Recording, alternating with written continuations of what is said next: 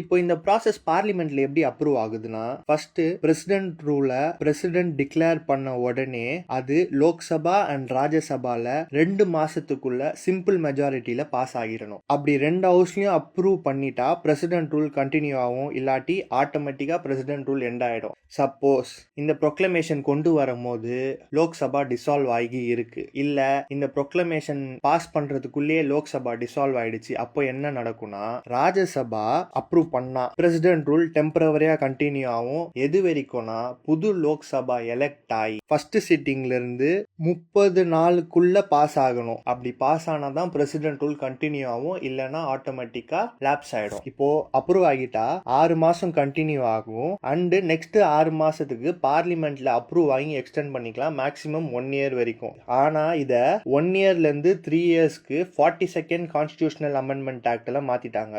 Every 6 மாசத்துக்கு parliament approval வாங்கி extend பண்ணிக்கலாம், மேக்ஸிமம் 3 இயர்ஸ் வரைக்கும்.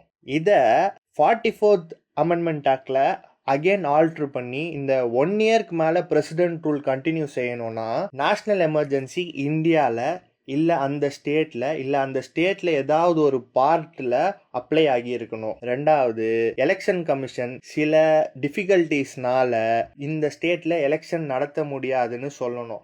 அப்போ மட்டும்தான் 1 இயர்க்கு மேல இதை கண்டினியூ பண்ண முடியும்.